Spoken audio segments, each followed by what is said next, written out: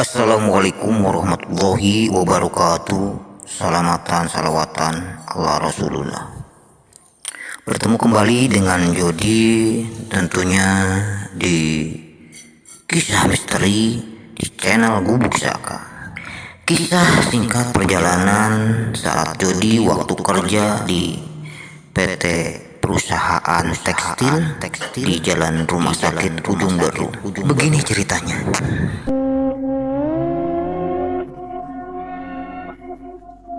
Perjalanan kisah ini diawali pas aku kerja malam. Pada saat itu, aku kerja bukan operator tenun lagi. Aku sudah dipindahkan ke bagian maintenance listrik atau operator listrik yang tugasnya memperbaiki mesin yang trouble di bagian listriknya. Aku lupa kejadian, tanggal, dan bulan juga tahunnya. Yang jelas, pada saat itu aku pas lagi kerja malam. Diawali di bagian tenun whipping 4 mesin JTM. Aku lagi memperbaiki salah satu mesin JTM yang trouble. Karena kerusakan ada pada motornya yang rusak, aku membongkar untuk diperbaiki di bagian wekel dan melilit ulang bagian lilitan yang terputus. Karena tugasku memperbaiki mesin di bagian whipping 4, aku kembali dan duduk sejenak di kantor maintenance whipping 4 JTM. Entah sekitar 15 menit aku keluar dan masuk ke ruangan yang bersebelahan dengan kantor maintenance whipping 4 JTM sebelah selatannya. Di kantor itu aku masuk. Entah ruangan apa itu.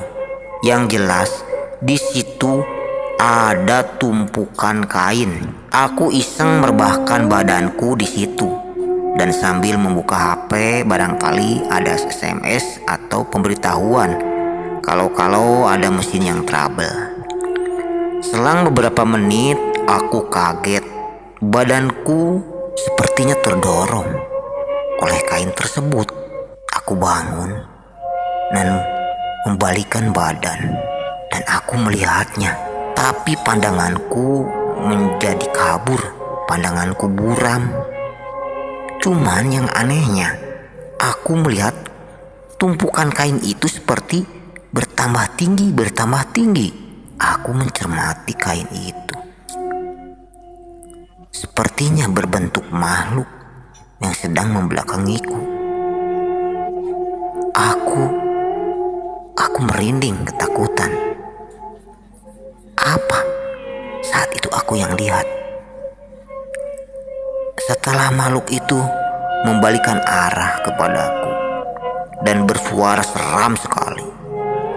Karena ruangan itu kedap suara, jadi mesin suaranya kecil di ruangan itu. Maka aku dapat mendengarkannya dengan jelas. Begitu aku bertatapan dengan makhluk itu, aku kaget. Sepertinya itu makhluk. Balik membuka pintu, lalu cepat keluar dari ruangan itu dan masuk ke kantor maintenance kembali dan mau menceritakan kejadianku itu.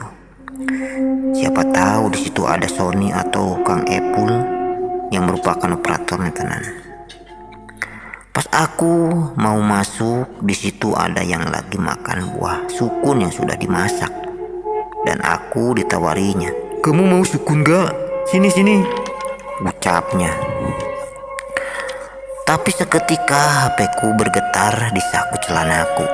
Aku buka, ternyata ada SMS pemberitahuan ada mesin yang trouble di bagian whipping 3. "Oh iya, nanti aja lah. Makasih. Ada mesin yang rusak yang harus dibenerin." "Duh, nanti keburu habis," ucapnya.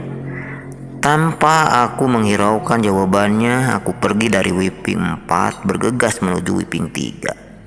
Singkat cerita, aku sudah memperbaiki mesin yang trouble itu. Pas aku mau ke kantor listrik, aku ketemu Rahmat Komaludin yang menyuruh benerin casan HP-nya yang rusak. Aku ambil casannya. Pas aku mau masuk kantor listrik, aku melihat Kang Endang Mukmin lewat. Mungkin dia sudah dari Wiping 4 mau menuju kantor AC. Anehnya aku malah mengikutinya dan ikut masuk di kantor AC. Aku sempat ngobrol-ngobrol di ruangan itu, tapi obrolannya terhenti. Tidak lama karena yang lain kayaknya pada ngantuk dan berhenti dari obrolan. Aku ingat sama casan HP Kang Rahmat yang menyuruhku untuk benerin. Aku benerin casan itu dan aku tak mau apabila nantinya ada orang yang mengganggu. Bukannya ke kantor listrik, aku malah masuk ke kolong meja di kantor AC itu.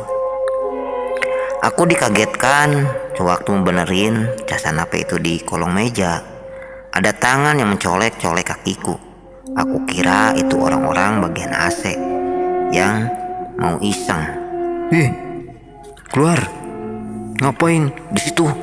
Aku pun keluar. Ternyata itu satpam 2 orang. Aku kaget. Kapan masuknya?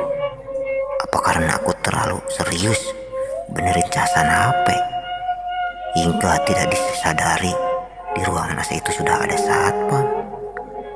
Aku keluar dan terlihat di tempat duduk sudah ada yang lain orang-orang bagian AC di situ. Dan aku duduk, aku dan teman-teman bagian AC